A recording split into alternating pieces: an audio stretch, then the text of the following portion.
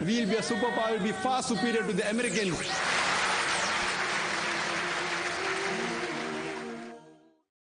Alhamdulillah, wassalatu wassalam, ala rasulillah wa ala alihi wa sahbihi ajma'in, amma ba'd. A'udhu billahi minash shaitanir rajim, bismillahir rahmanir rahim. Wa man ahsanu qawlan mimman da'a ila Allahi wa amila salihan qala innani minal muslimin.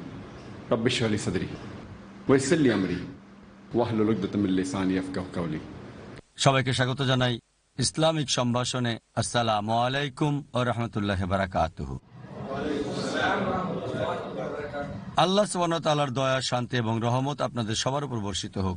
ইসলাম এবং comparative রিলিজিয়নের উপর যে কোনো প্রশ্ন করতে পারেন বা ইসলাম প্রচারের উপর আপনারা প্রশ্ন করতে পারেন। কোন বোনকে প্রশ্ন করবেন? আসসালামু আলাইকুম। ওয়ালাইকুম আসসালাম ওয়া রাহমাতুল্লাহি ওয়া বারাকাতুহু।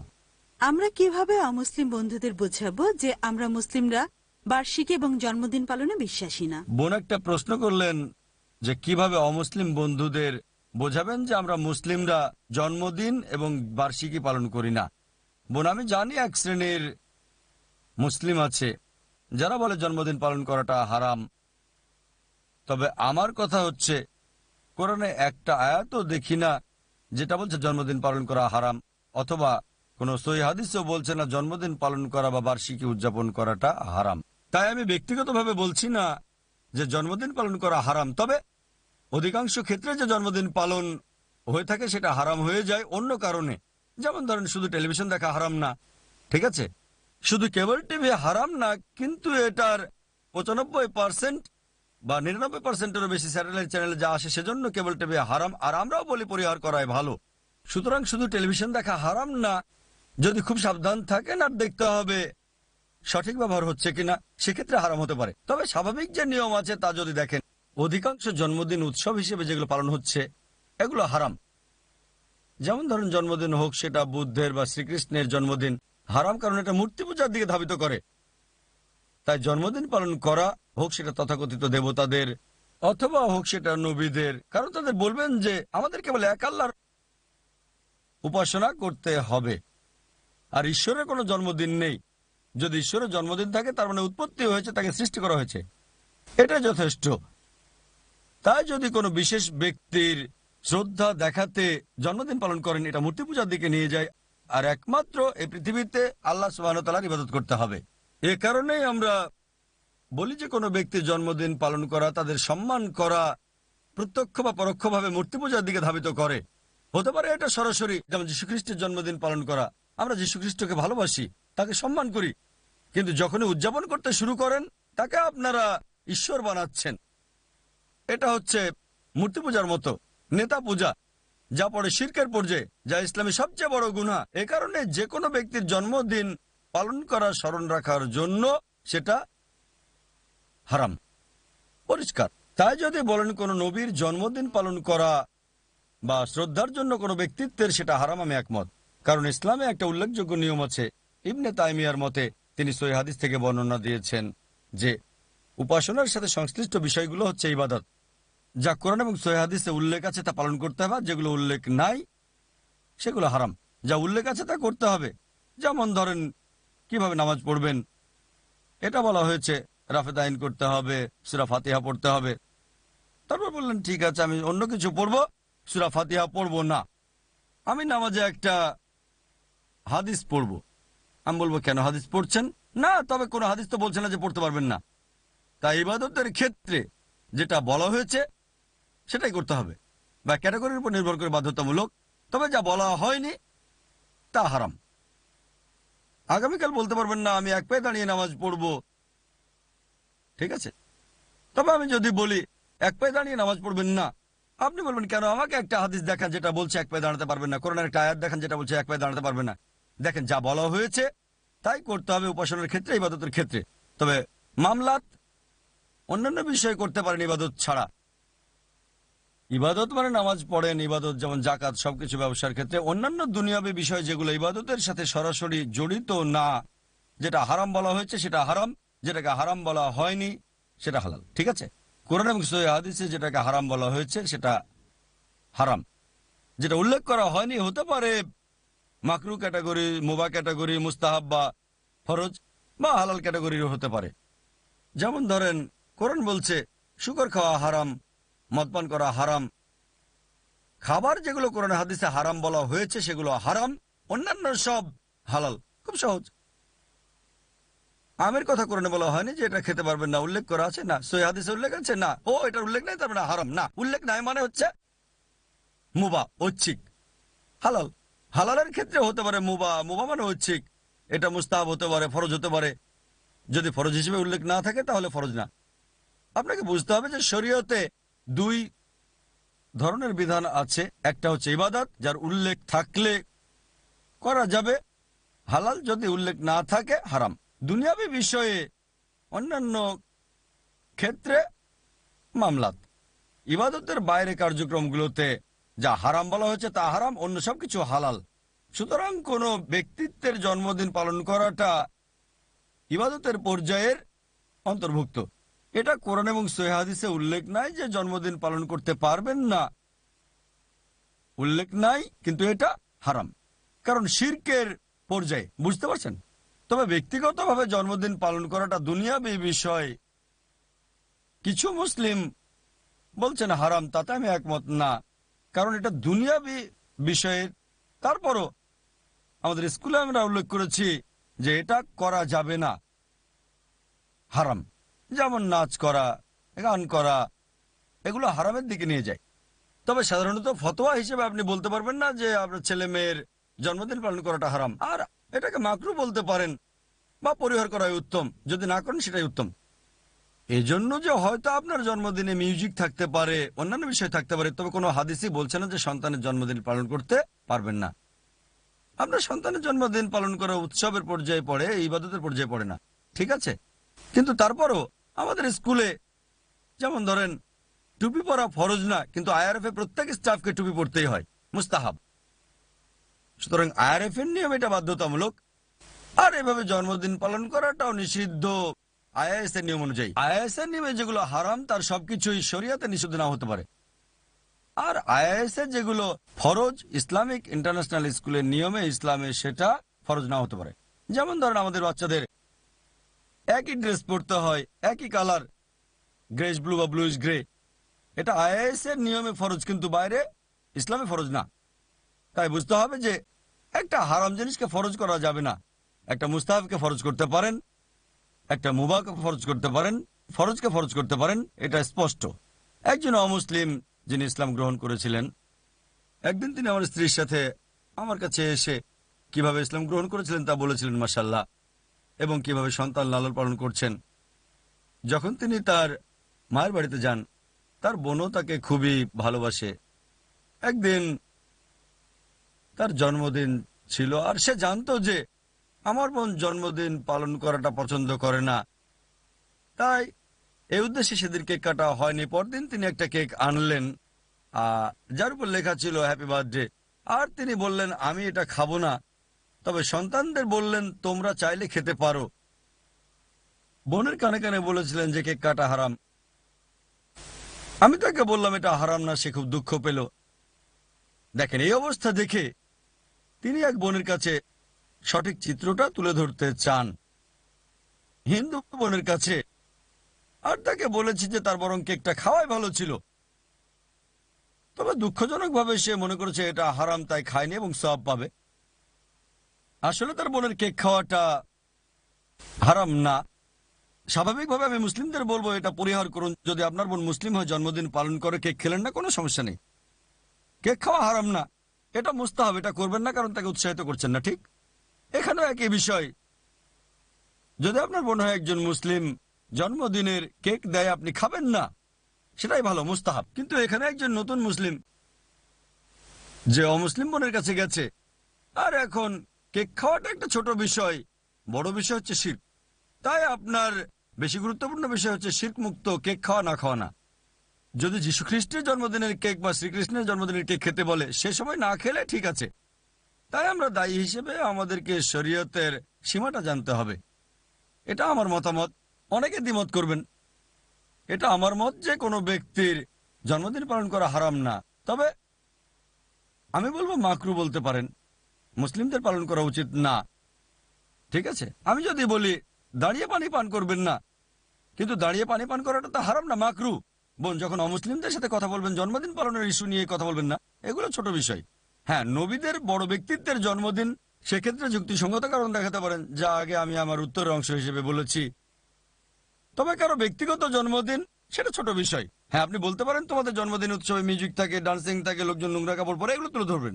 কেবল ছোট একটা বিষয় তুলে আনবেন না। মুসলিম হিসেবে আপনি অমুসলিমকে দাওয়া দিচ্ছেন, গুরুত্বপূর্ণ বিষয়গুলো তাকে বোঝানোর চেষ্টা করেন, অথবা যে বিষয়গুলো ছোট কিন্তু খুবই ন্যায়সঙ্গত, যুক্তিসঙ্গত, যেগুলো আসল বিষয়টা বোঝার ব্যাপারে সাহায্য করবে, যেমন মদ পান না করা। এগুলো ছোট বিষয় যা দিয়ে লোকজন ইসলামকে আক্রমণ করে। একজন পুরুষ একাধিক বিয়ে করতে পারে, এটা কোনো বড় বিষয় না, কিন্তু এটা অনেক সময় অমুসলিমের মনে বাধা সৃষ্টি করতে পারে। তাই মাকড়সা জাল পরিষ্কার করেন, বুঝতে পারছেন? তাই যদি এভাবে দাওয়া দেন, ইনশাল্লাহ বোন আপনি সফল হবেন। আশা করি উত্তরটা পেয়েছেন। আর কোনো ভাই প্রশ্ন করবেন? আসসালামু আলাইকুম। ওয়ালাইকুম আসসালাম রহমতুল্লাহ। ভাই, মাঝে মাঝে লোকজন আমাদের সম্বোধন করে নমস্তে বলে, এক্ষেত্রে আমরা কি চুপ থাকবো নাকি কিছু বলবো? ভাই প্রশ্ন করলেন যে কেউ কেউ নামাজতে বলে, আমরা কি জবাব দেব নাকি চুপ থাকবো? এবার নামাজের অর্থের দিকে যদি তাকান, বিভিন্ন মতামত রয়েছে। স্বামী চিন্ময়ানন্দের মতে তিনি বলেছেন নমস্তে এসেছে সংস্কৃত শব্দ ইদাম নামামে থেকে। ইদাম নামামে শব্দের অনেক অনুবাদ আছে। কিছু হিন্দু পণ্ডিত বলেছে ঠিক আছে, সবকিছু তার জন্য। কেউ কেউ বলেছে আমি তোমার সামনে নত হলাম। এই নমস্তে শব্দের বিভিন্ন রকম অর্থ রয়েছে। এই যে বর্ষিত হোক, বা হ্যালো কেমন আছো, বা গুড মর্নিং। যদিও গুড মর্নিং বলাটা উত্তম না, তবে বলতে পারেন আসসালামু আলাইকুম। যদি তা না বলেন তাহলে বলবেন গুড মর্নিং, হ্যালো কেমন আছো। ওই ব্যক্তির সাথে সম্পর্কটার উপর নির্ভর করে এবং কত সাহস আছে। যদি পারেন বলতে পারেন আসসালামু আলাইকুম, সমস্যা নেই। তবে নির্ভর করে কত সুন্দরভাবে আপনি বার্তাটা তুলে ধরতে পারেন। আশা করি উত্তরটা পেয়েছেন।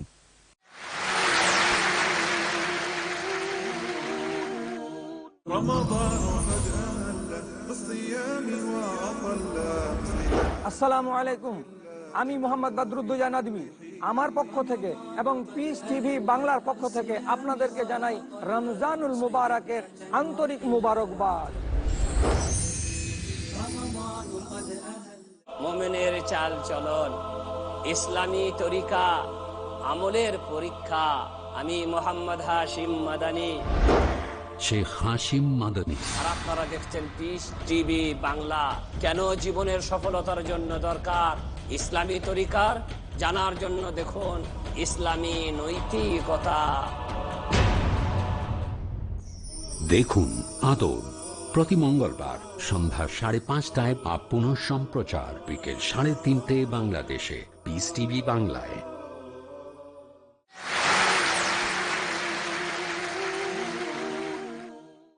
আসসালামু আলাইকুম। ওয়ালাইকুম আসসালাম রহমতুল্লাহ। ভাই, মাঝে মাঝে লোকজন আমাদের সম্বোধন করে নমস্তে বলে, এক্ষেত্রে আমরা কি চুপ থাকবো নাকি কিছু বলবো? ভাই প্রশ্ন করলেন যে কেউ কেউ নামাজতে বলে, আমরা কি জবাব দেব নাকি চুপ থাকবো?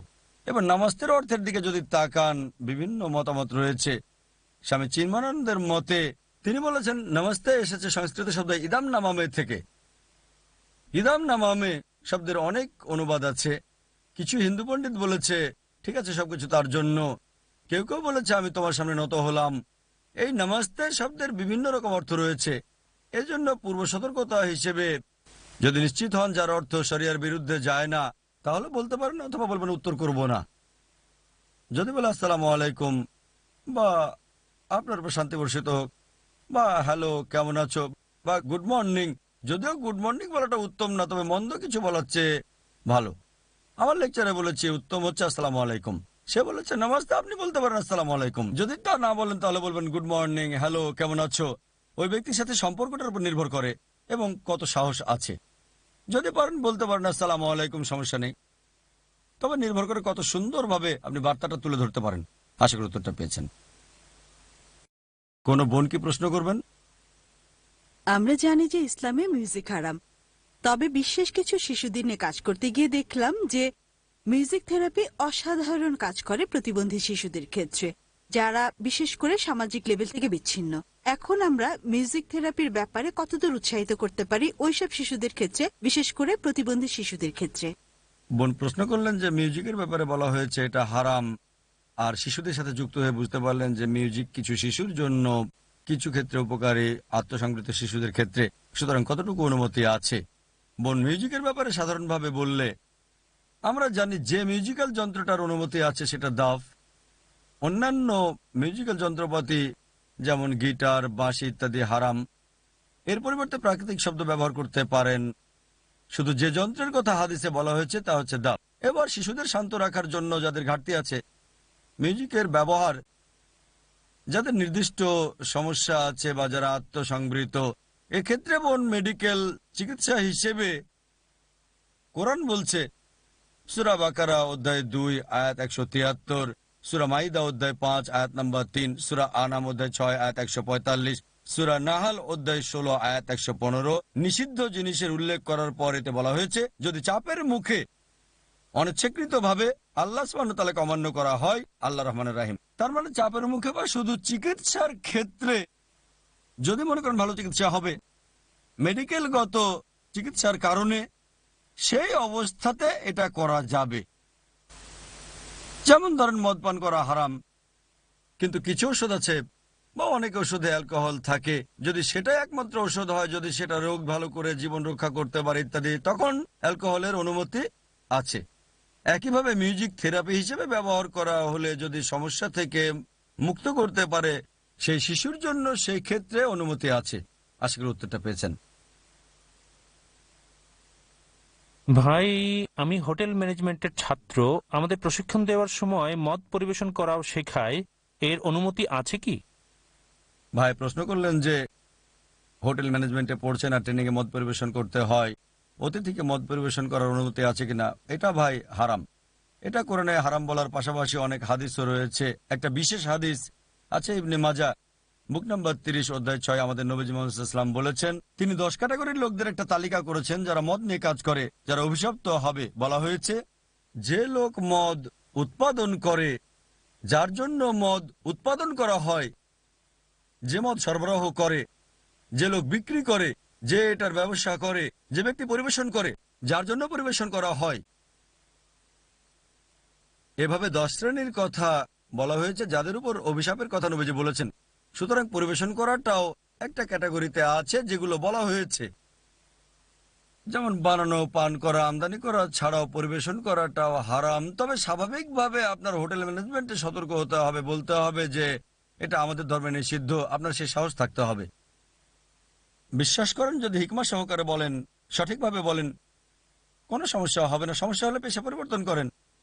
তবে এই সকল কোর্স করলে খেয়াল রাখবেন যেন জয়েন না করেন কোনো 5 স্টার হোটেলে।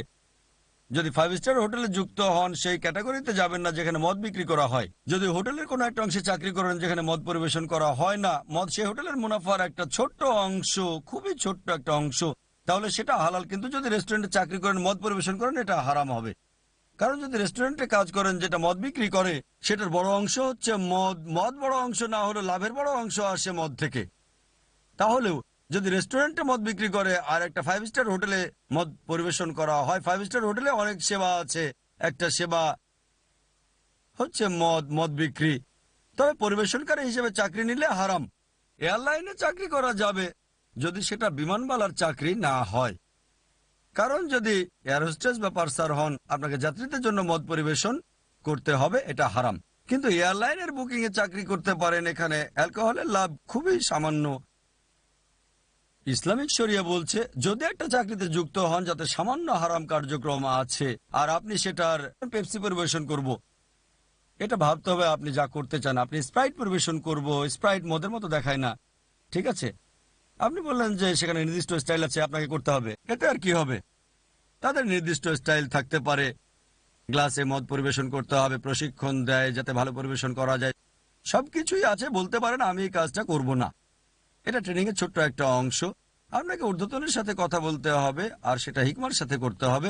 ইনশাল্লাহ যদি হিকমার সাথে করেন আপনি পেতেও পারেন। আশা করি উত্তরটা পেয়েছেন। কোনো বোন কি প্রশ্ন করবেন? জি ভাই, আমরা শুনেছি গত মাসে অথবা তার কিছু আগে ইউকেতে একটা সম্মেলন হয়েছিল। সম্ভবত এটা মুসলিম একটা ফেস্টিভ্যাল ছিল। যাই হোক, আমরা জেনেছি আপনি সেখানে গিয়েছিলেন। আসলে এবার ফেস্টিভ্যালের ব্যাপারে বিস্তারিত জানতে চাই, সেটা কি ধরনের ফেস্টিভ্যাল ছিল এবং সেখানে কি হয়েছিল। বোন প্রশ্ন করলেন যে সম্প্রতি ইউকেতে একটা মুসলিম ফেস্টিভ্যাল ছিল, আর শুনলেন আমি সেখানে গিয়েছি।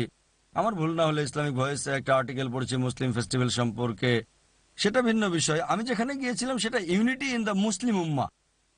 যদি মুসলিম ফেস্টিভ্যালের কথা না শুনতাম আমি মনে করতাম বোন ভুল নামটি শুনেছেন। তবে আরেকটা মুসলিম ফেস্টিভ্যাল ছিল যেটা ইউকেতে অনুষ্ঠিত হয়েছিল। আমি জানি সেই প্রোগ্রাম সম্পর্কে বা কোথায় অনুষ্ঠিত হয়েছিল। বোন আমি সেখানে মাত্র একদিনের কনভেনশনে গিয়েছিলাম, ইউকেতে ম্যানচেস্টারে কনফারেন্সে। এটা অনুষ্ঠিত হয়েছিল 7ই আগস্ট, আর আমি সেখানে এক সপ্তাহ ছিলাম। সেই কনভেনশনের নাম ছিল মুসলিম উম্মার ঐক্য, যেটা ইতিমধ্যে কয়েক মাস আগে অনুষ্ঠিত হয়েছে।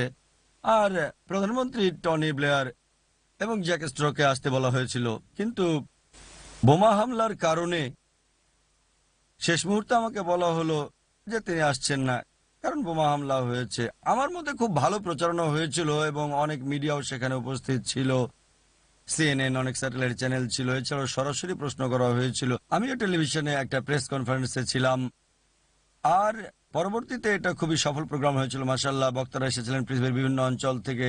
সেখানে ডক্টর জামাল বাদাই কানাডা থেকে, ভাই সাব্বির আলী কানাডা থেকে, doctor Abdul Hakim quick south Africa থেকে এসেছেন তিনি, এবং অন্যান্য বক্তাও ছিলেন, বোন ইয়োহান রেডলি সহ। আপনি হয়তো জানেন সম্প্রতি তিনি ইসলাম গ্রহণ করেছেন, তিনি একজন ব্রিটিশ সাংবাদিক। একদিনের সম্মেলন ছিল সেটা, এবং অন্যান্য স্থানীয় বক্তাও ছিলেন ইউকে থেকে। মূলত কথা বলেছে মুসলিম উম্মার ঐক্য নিয়ে, আর আমার লেকচার ছিল প্রধান আলোচনা এবং কনভেনশনের শেষ লেকচার। আর বিষয়টা ছিল ইসলামের দূত। দুটো অংশে ভাগ করেছিলাম লেকচারকে।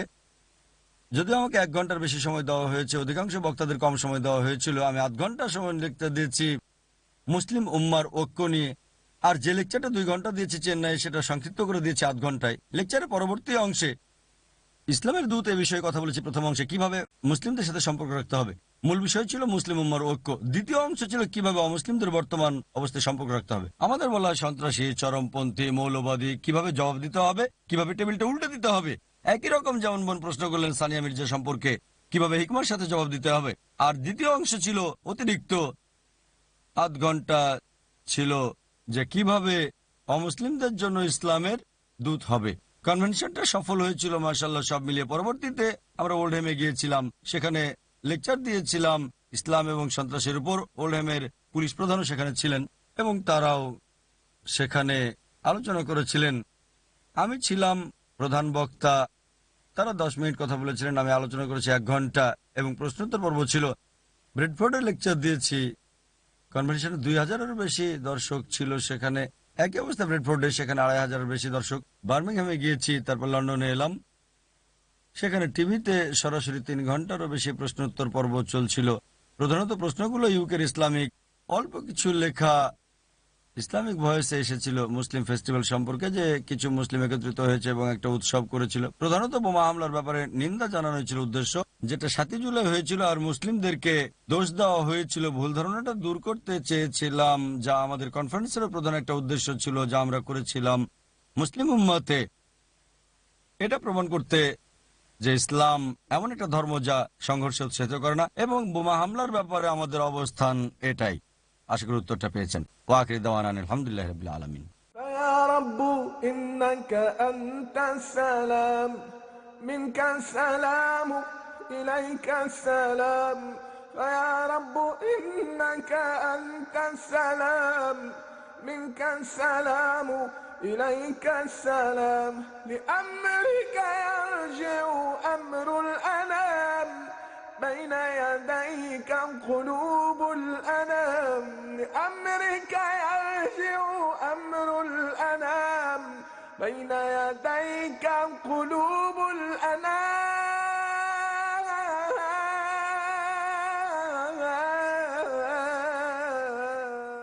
الصلاة على النبي والسلام على الرسول والأنبياء المرسلين كلهم مكرمون الصلاة على النبي والسلام على الرسول والأنبياء المرسلين كلهم مكرمون. Blessings be upon Nabi, peace be upon the messengers, all the prophets who were sent, all of them were honored. Adam, Idris, Nuh, Saleh, Ibrahim, Lut, Ismail, Ishaq, Yaqub,